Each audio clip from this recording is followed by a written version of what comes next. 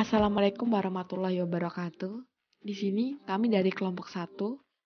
Pada pertemuan hari ini, kami akan menjelaskan materi tentang nilai-nilai dasar dalam fikih siasah. Sebelum memasuki pembahasan apa saja yang terdapat di dalam fikih siasah, perkenalkan nama saya Dewi Sekarmaji dengan nomor NIM 192111268. Jadi ada beberapa hal yang perlu kita ketahui. Jadi, para pakar politik dan hukum Islam, itu mereka telah menguraikan prinsip-prinsip negara dalam Islam dengan sangat bervariasi. Namun, dalam kajian terhadap fikih siasah, dapat diformulasikan bahwa prinsip-prinsip dasar hukum politik Islam itu terdapat 6 prinsip. Prinsip yang pertama itu ada prinsip kedaulatan, yang dimana di prinsip ini dijelaskan bahwa kedaulatan itu sendiri adalah kekuasaan tertinggi di dalam suatu negara. Namun ada hal yang perlu kita ingat, bahwasanya kekuasaan yang mutlak dan legal tetap milik Allah Subhanahu wa Ta'ala. Ya, karena prinsip kedaulatan itu sendiri dipraktekkan dan diamanahkan kepada manusia selaku khalifah di muka bumi ini. Jadi prinsip kedaulatan itu hanya pemberian dari Allah. Seperti itu. Yang dimana prinsip kedaulatan memiliki beberapa sifat. Sifat yang pertama yaitu bersifat mutlak, kemudian bersifat abadi, kemudian tidak terpecah-pecah, dan bersifat tertinggi. Dan prinsip yang kedua, ini terdapat prinsip keadilan. Di sini terdapat dalam Quran Surat An-Nisa ayat 58 dan 135. Di prinsip ini, menjelaskan bahwasanya prinsip keadilan adalah sebuah kunci utama dalam penyelenggaraan suatu negara.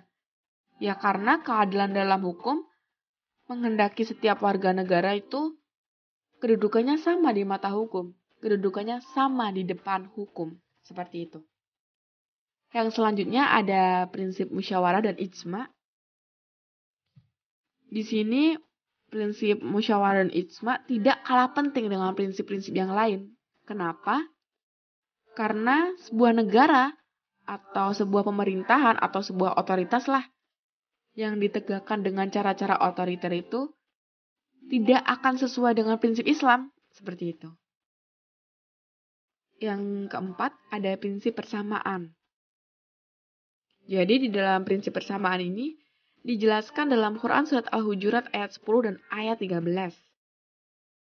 Yang intinya adalah warga negara ini memiliki hak-hak yang sama walaupun dengan pribadi yang berbeda-beda, namun haknya tetap sama seperti itu. Dan yang selanjutnya ini ada prinsip hak dan kewajiban negara dan rakyat. Nah, di prinsip ini dijelaskan banyak sekali di dalam Al-Quran. Di antaranya seperti di Quran Surat An-Nisa ayat 59, At-Taubah ayat 41, Al-Ma'idah ayat 2, Al-Imran ayat 110, dan beberapa ayat lainnya. Dan di sini, menurut Subima Masani, dalam bukunya itu menjelaskan ada beberapa hak warga negara yang perlu dilindungi.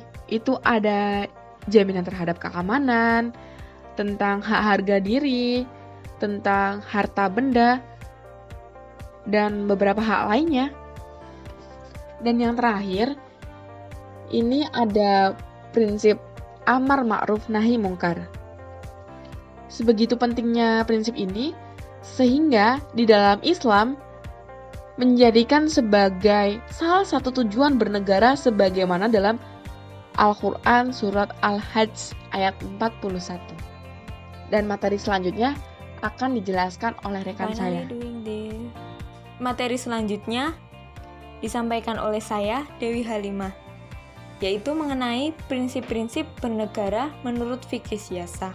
Negara hukum menurut konsep Islam menggunakan istilah nomokrasi Islam sebagaimana dikemukakan oleh Malcolm Huberger dan Majid Qoduri. Prinsip-prinsip umumnya ada sebagai berikut. Yang pertama, prinsip keadilan. Prinsip keadilan dalam nomokrasi Islam mengandung suatu konsep yang bernilai tinggi, tidak identik dengan keadilan yang diciptakan manusia. Yang kedua, prinsip kekuasaan sebagai amanah. Amanah wajib disampaikan kepada orang yang berhak menerimanya dalam arti dijalankan, dipelihara, atau diterapkan dengan sebaik-baiknya sesuai dengan prinsip nomokrasi Islam. Prinsip yang ketiga adalah prinsip musyawarah.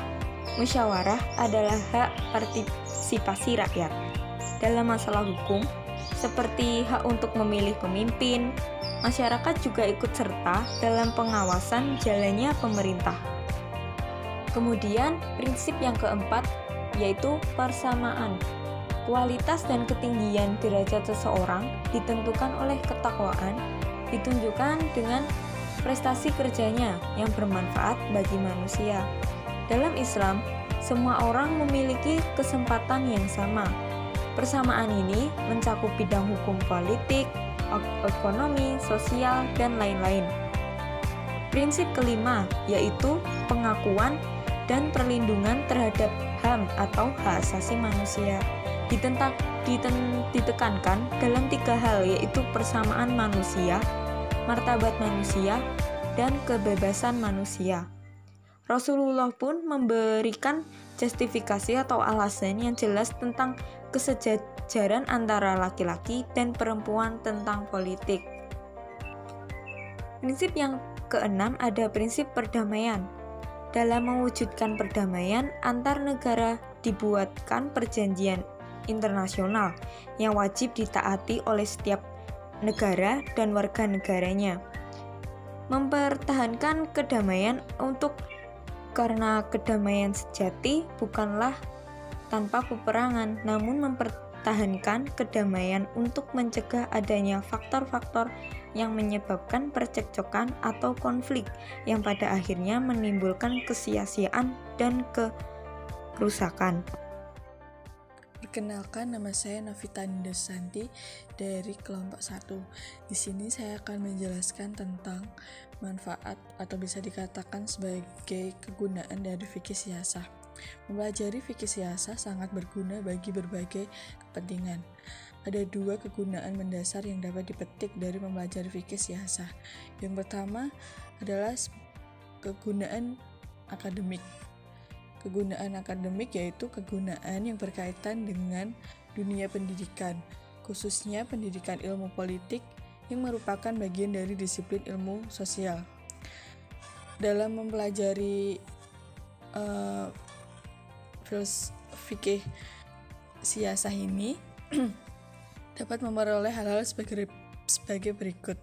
Yang pertama, bertambahnya wawasan pengetahuan di bidang ilmu sosial, terutama dalam pengetahuan politik perspektif Islam, sehingga akan diperoleh pula pengetahuan yang berharga ketika melakukan perbandingan teoritis dengan ilmu politik perspektif Barat pada umumnya.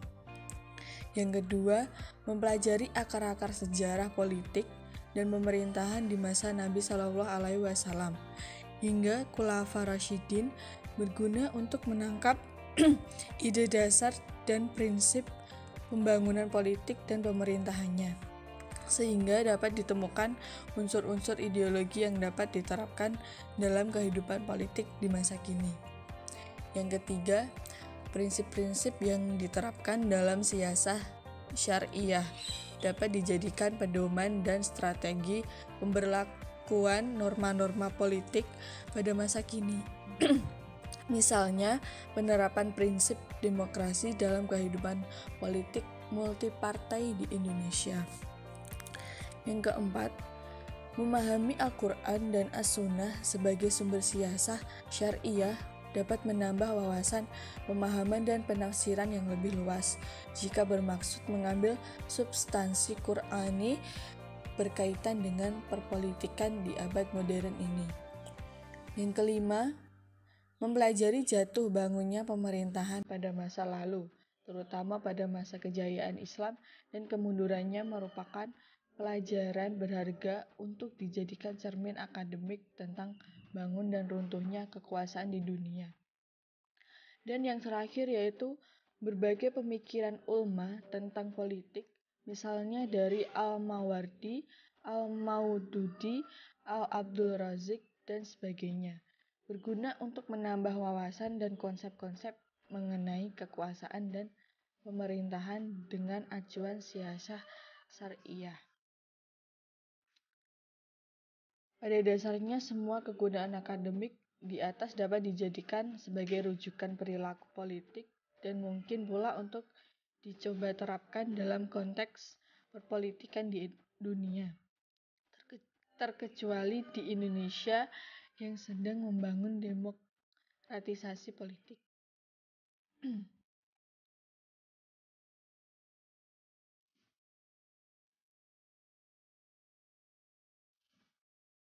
Penegakan prinsip demokrasi dan pemilihan umum sebagai alat untuk mencapainya merupakan praktik langsung siasah. Hanya saja apakah berbasis pada nilai-nilai Islam atau tidak. Oleh karena itu, salah satu kegunaan praktis dalam mempelajari siasah syariah adalah melakukan uji coba melalui pembangunan demokrasi dan nilai-nilai politik di Indonesia. Sehingga apabila ditemukan indikator kesuksesan, dunia akan bercermin kepada demokrasi gaya Indonesia. Untuk menjalani semua itu, pemerintahan melahirkan berbagai kebijakan berupa perundangan atau berbagai peraturan. Peraturan perundangan yang dimaksud merupakan bagian dari produk politik ekonomi yang dalam kajian fikih siasah memiliki kegunaan praktis yang sangat signifikan dalam mencapai dalam kemaslahatan umum.